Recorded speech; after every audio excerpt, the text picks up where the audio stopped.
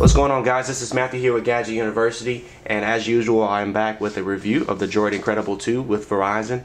Now this phone may look very familiar to you guys. This is actually the Incredible S over in Europe, but it has released over here to the Verizon carrier as the Incredible 2. The Incredible 1 was very successful, so they decided to go ahead and create a successor to it. Now this time they are featuring a 4-inch screen. You also get a front-facing camera.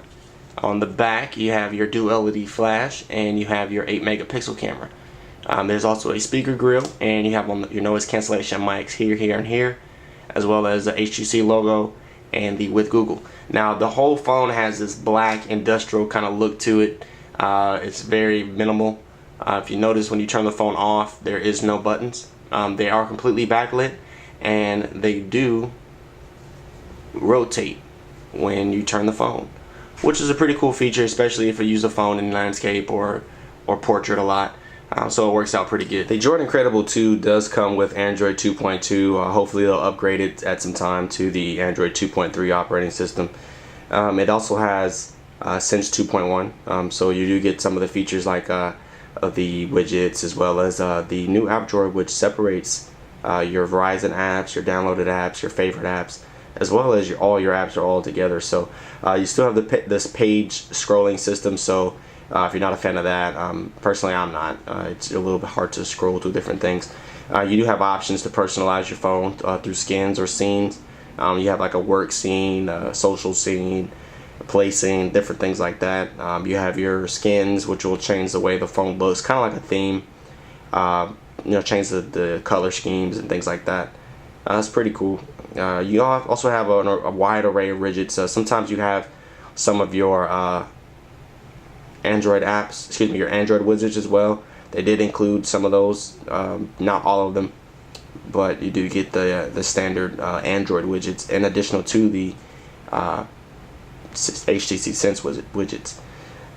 Ring and vibrate volume was very loud. I was able to hear it even in my pocket or across the room. So now the vibration is very soft. It's not very hard. So if you keep this in your pocket and you're looking for a strong phone to vibrate, to give you an alert or text message or anything like that, the vibrate was very soft to me. It did not really shake as hard.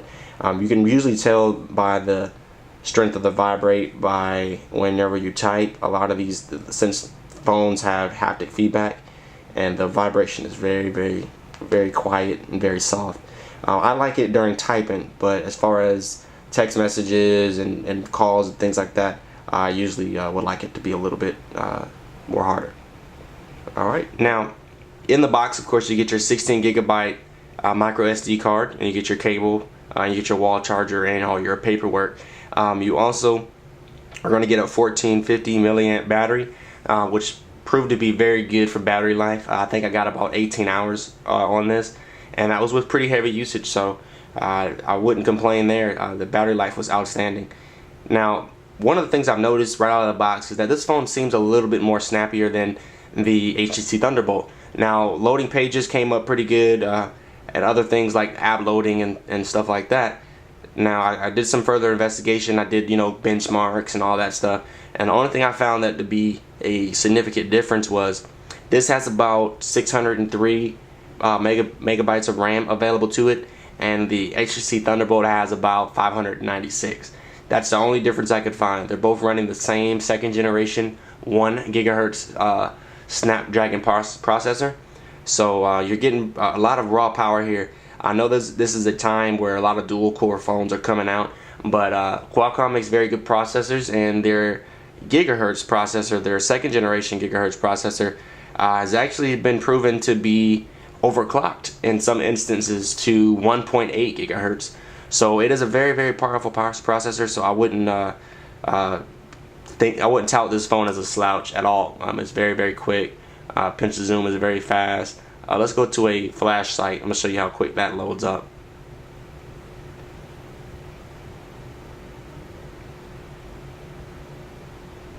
See, that came up very quick. Yep, still not loading. There we go. That came up very quick. And there's a lot of other things that I've really liked about the phone. The feel, the weight, the size of the phone is very good. Coming from a lot of larger phones, the 4 inches is a perfect size. I wish more phones came out of that. Well, another thing is the data speeds. As you see, pages load very quick. This is not a 4G device, so you are running on a 3G network. I did find that the 3G network was more than adequate. I mean, I was connecting at about 1.5, 2 megabits down, about 1 megabit up, and everything was great. Loading pages, Twitter, Facebook, all that stuff loaded very fast. Over Wi-Fi, I did YouTube uploading with it, and it uploaded in about 3 or 4 minutes. I think I uploaded about a 2-minute clip, and it took about 3 or 4 minutes. So the whole processing speed and everything of this phone is just outstanding. You do also have a very good media experience because of the screen size and the very clear TFT LCD screen. Things look very clear and colors look really true, more so than other phones that I've tested. You see here, YouTube loads very quick, especially over a Wi-Fi connection. What's going on, guys? It's Matthew here with Gadget University, and as promised, I have a battle for you guys. Now, this is a battle of the manufacturer skins that are now, there's the speaker that I was referring to. It's very loud. The Android operating system is an open source. Okay, speaking of speaker, the speaker phone is very great. Now, call quality was also one thing that I've noticed that was very good. I think it has 3 mics. I can't confirm it here, but I see 3 holes on the side, back, and the top. Now, I have a 2-seater car which has a lot of road noise, and when I talked on the phone, when I spoke on the phone with this device, nobody could really hear any road noise, which was very odd for me because most people don't like talking to me while I'm in the car. So I found out that it was very good with noise cancellation. So if you that's very important to you, I think that would be a good feature to look forward to in this phone.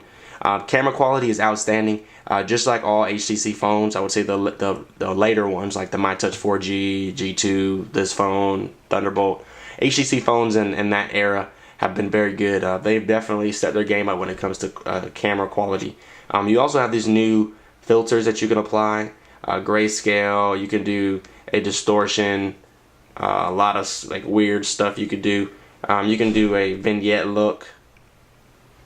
You can do a depth of field, and this actually allows you to focus, and then you can blur out the rest. See how Gadget is getting blurred, and now it's getting clear. So it's a pretty cool little filter that you can add. Flash is very bright. I would say after about 8, maybe 7, 8 feet of space, the pictures are kind of unusable. But the flash was very good. Overall, front-facing camera quality was very good for freeing video chat and things like that. It worked out very well. Now, everybody's asking, should they get this phone? Should they get it over the Droid X2? Should they get it over the Thunderbolt or any 4G phones? If you are in a 3G area that's not going to get 4G for a while, my suggestion would be to look at the Droid X and decide if you need a dual-core processor for gaming, or if you really need the front-facing camera. If you don't need the front-facing camera and you do a lot of movie watching and things like that, the Droid X is for you. If you do not and you need this front-facing camera and you like the features that it you could use it with as far as self-portraits and video chat, then by all means go for it. The camera is much better than the Droid X with this, as well as if you are in a 4G area, you have 3 other phones to look at. You have the Thunderbolt, the Droid Charge, and the LG Revolution. So you want to make sure that you definitely give those a try, because once you've tried 4G LTE, really you don't want to go back to anything else. I mean, the data speeds that 4G LTE provides are phenomenal. I mean, you're getting faster internet than my home carrier. So that just goes to show that you're getting really fast connection. So with that said, this is a very solid phone. If I was coming from the Incredible 1 and I really liked the form factor and the accessories and stuff like that, I would go for the Incredible 2. I think it's a very good fit. Not everybody's going to like that large screen that the Droid X2 or the 4G LTE phones provide. So this is a very good money size. I think the 4-inch size is very good for the general public, and it's a really good phone. You do get a lot of customizations, and you can always download launchers and different keyboards and things from the market. So you're not really limited there. So guys, thank you for watching the video. If you have any more questions, definitely hit me up on Twitter or on Facebook or on the YouTube channel. We will get back to your questions as soon as I can, and y'all take care. Peace.